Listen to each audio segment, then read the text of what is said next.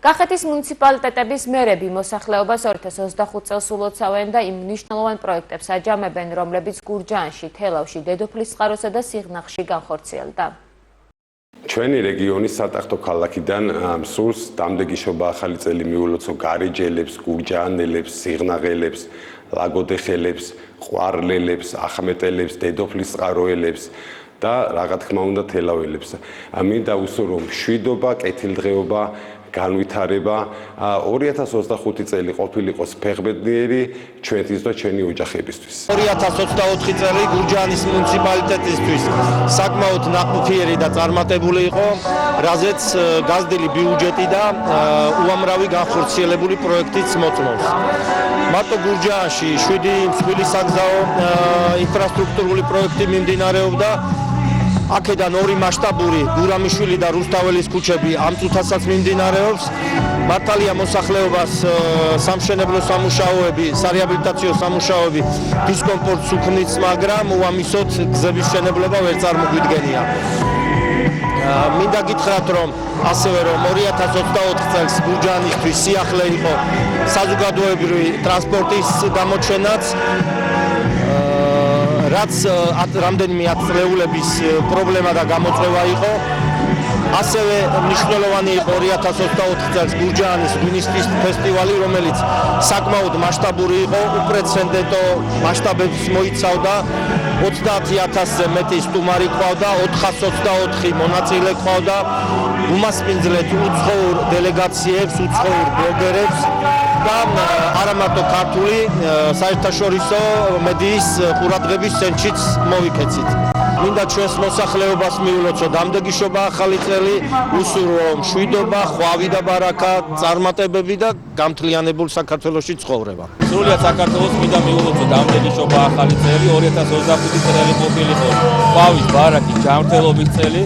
რათა ამ წელიწადს მოეთანოს მეტი სიმშვიდე და მეტი სიკეთე ჩვენი ქვეყნისთვის და მოსახლეობისა. 2024 წელი ძალიან მნიშვნელოვანი იყო თელავის მუნიციპალიტეტისათვის, ვინაიდან განხორციელდა უამრავი ინფრასტრუქტურული პროექტი, შეიქმნა უამრავი რეკრეაციული სივრცე, რაც ძალიან მნიშვნელოვანია ჩვენი ქალაქის მაცხოვრებლებისათვის და ქალაქში ჩამოსული სტუმრებისათვის.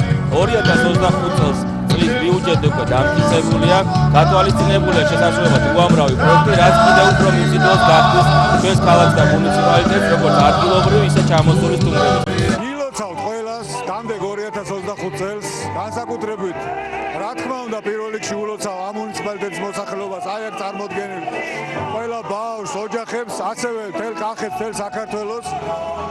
ვისურვებდი, რომ იყოს მშვიდობის და განვითარების წელი, ახალი იმედების წელი.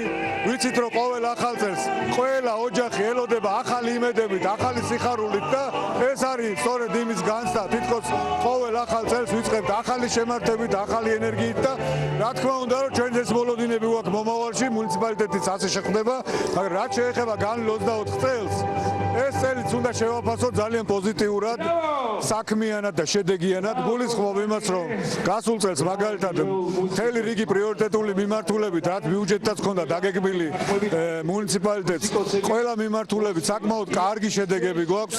მარტივი მაგალითი რო გითხრათ, თქვათ, მხოლოდ ინფრასტრუქტურის მიმართულებით, მხოლოდ საგზაო ინფრასტრუქტურის მიმართულებით 27 კილომეტრზე მეტი გზა დავაგეთ 2024 წელს ამ მუნიციპალიტეტში და 25 მილიონ ლარზე მეტი არის დახარჯული. კულტურის და სპორტის მიმართულებით საკმაოდ წინსვლა გვაქვს. შემოვიყვანო დინამოს აკადემია, გაფორდა ხელშეკრულება, აშენდა 3-4 სპორტული მოედანი, ექსპლუატაციაში გაუშვით სპორტული კომპლექსი წნორის.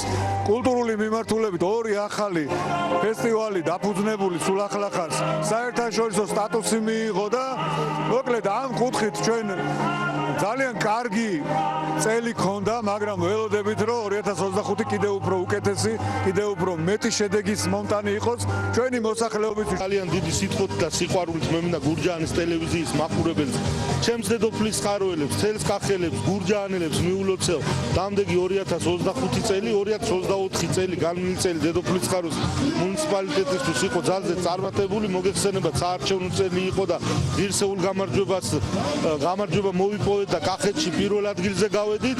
ასევე ძალზე მნიშვნელოვანი პროექტები განხორციელდა დედოფლისწყაროში, რომელმაც წლების მანძილზე დაგროვილი პრობლემები გადაჭრა.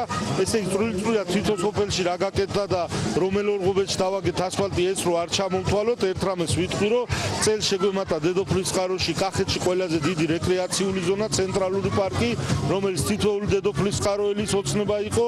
წელსვე ჩვენმა საამაყო დედოფლის წყაროელმა მეორედ მოიპოვა ოლიმპიური ჩემპიონობა. ლაშა ბექაურზე მაქვს საუბარი და მის სახელობის სპორტული დარბაზი გაიხსნა არხილოს კალოში, სადაც დღეს უკვე 120 ბავშვზე მეტი ვარჯიშობს და დარწმუნებული ვარ, მომავალი ჩემპიონები გაიზრდებიან.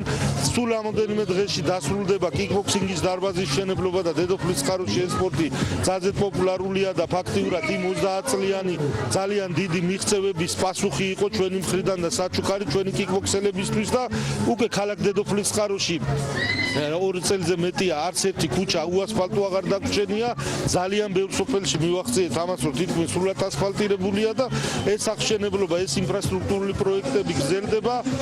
2 ახალი სკოლა შევიდა ექსპლუატაციაში სრულად ახალი წელს, 2 ახალი სკოლის მშენებლობა დაიწყო და პლუს 1 სკოლა ძალიან მალე დამთავრდება.